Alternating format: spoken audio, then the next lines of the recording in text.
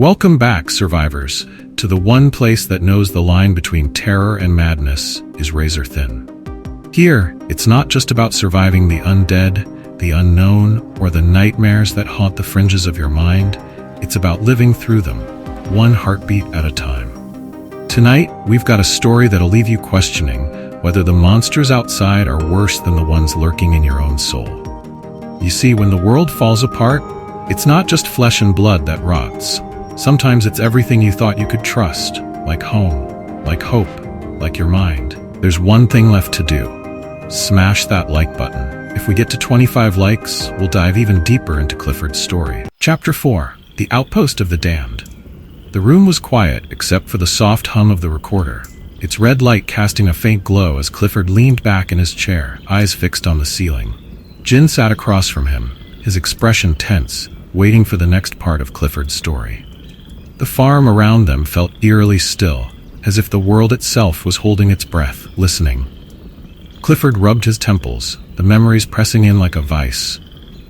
After I got out of that truck stop, I thought maybe, just maybe, I'd seen the worst of it. But the road had other plans for me. Jin shifted in his seat, his pen hovering above the notebook. What happened next? Clifford sighed, the sound heavy with the weight of what he was about to say. I was maybe 2 hours from home, just driving through the back roads to avoid any more trouble. That's when I stumbled onto an old CDC blockade. They'd set it up back when the outbreak was just starting, trying to keep the infection contained. But by the time I got there, it was a ghost town. The mention of a CDC blockade sent a shiver down Jin's spine. The thought of a place meant to protect people now lying in ruins was a grim reminder of how fast the world had fallen apart. There were bodies everywhere, Clifford continued, his voice low. Most of them were soldiers, but you could tell they hadn't gone down without a fight. The infected must have hit them hard, but the weird thing was, the infection had slowed down there. The bodies weren't rotting as fast as they should have been. Some of them were still walking, but they weren't like the ones I'd seen at the truck stop. These were slower, more manageable. Jin raised an eyebrow, intrigued by this new detail. So the infected slow down over time? Clifford nodded, his gaze distant. Yeah, that's what it seemed like. When they first turn, they're fast, damn near impossible to outrun. But after a while, they start to lose that speed. It's like their bodies are burning out, breaking down slowly. Makes them easier to handle, but it's still a hell of a sight. He paused, his hands clenching into fists. I needed supplies, and I figured the soldiers might have left something useful behind. So I decided to take a look around, see if I could find any weapons. I kept quiet, moved slow, didn't want to draw any attention. The last thing I needed was a bunch of those things coming after me. Jin could imagine the scene vividly. Clifford, moving cautiously through the ruins of a once strong military outpost, the dead soldiers shambling aimlessly around him, their lifeless eyes scanning the horizon. I found a stash of guns in one of the tents, Clifford said, his voice steady despite the horror of his words. Military-grade stuff, enough to keep me alive if things got hairy. I grabbed what I could, packed it up, and started making my way back to the truck. I thought I was in the clear. Jin leaned forward, sensing the tension building in Clifford's story. But you weren't. Clifford's eyes darkened, his jaw tightening. No, I was almost at the truck when I heard it. A scream that didn't sound human. It was this high-pitched, guttural sound, like something out of a nightmare. I turned around, and that's when I saw it. Jin's breath caught in his throat, dread creeping up his spine. It was one of the infected, Clifford said, his voice trembling. But it wasn't like the others. This thing, it was running on all fours like a damn animal. It moved faster than anything I'd ever seen. Had to be doing at least 30 miles an hour, easy. Jin's eyes widened in horror, the image of the creature flashing through his mind. A zombie moving like a wild beast, tearing through the night at impossible speeds. How could something like that even exist? I barely had time to think, Clifford continued, his words spilling out in a rush. I jumped into the truck, slammed the door shut, and hit the gas. The thing chased me down the road, keeping up with the truck for a good mile before I finally lost it. But the whole time, I could see it in the rearview mirror. Its eyes locked on me, like it was hunting me. The room fell silent, the only sound the faint ticking of the recorder.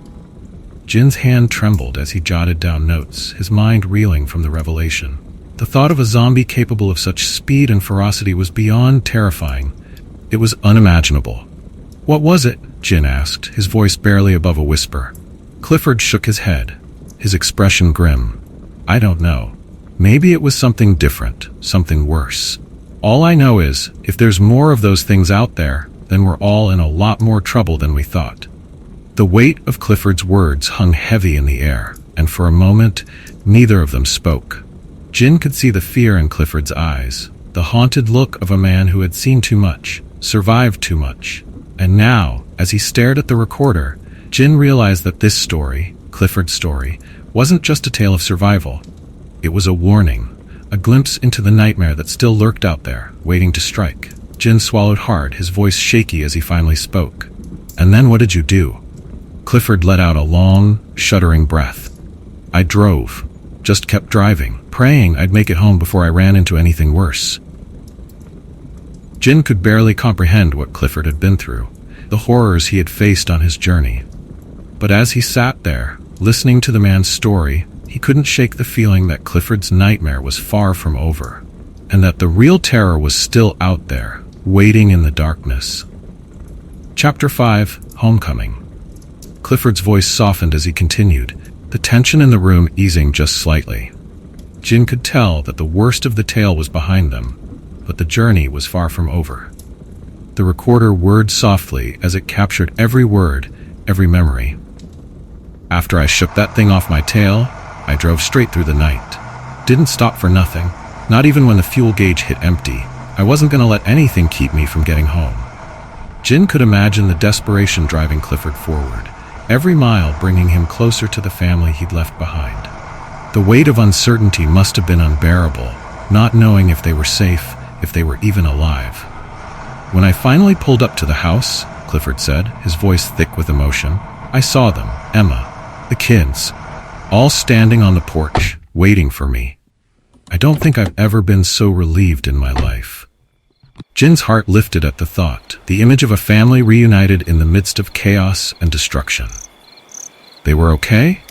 Clifford nodded, a small smile playing at the corners of his mouth. "Yeah, they were okay. Emma's a tough woman, and she didn't waste any time.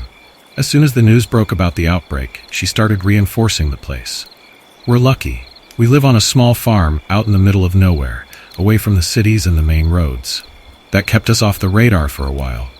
The mention of the farm made sense to Jin now.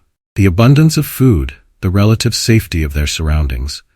It was a fortress, built by a family determined to survive. "We had some supplies stored up already," Clifford continued, "but with what I brought back from the truck, we were able to really stock up. Emma and I spent days setting up traps around the property, reinforcing the doors and windows, making sure the kids knew what to do if anything got past the perimeter." The pride in Clifford's voice was evident, and Jin couldn't help but admire the man's resourcefulness. This was a family that had taken their survival into their own hands, refusing to be victims of the chaos outside. "We even turned the trailer into a makeshift bunker," Clifford said with a chuckle. "Stripped it down, reinforced the walls, stocked it with enough food and water to last us a good while. If things ever got really bad, we could hole up in there and wait it out." Jin could picture it now, the farm, fortified and ready for whatever might come. It was a testament to the lengths people would go to protect their loved ones, to carve out a small piece of safety in a world gone mad. But as Clifford's story neared its end, Jin noticed a shift in his tone, a shadow crossing his face. "If you want to hear the rest, help us reach 25 likes, and we'll dive right back into the madness. Until next time, survivors, stay safe, stay sharp, and whatever you do, keep listening."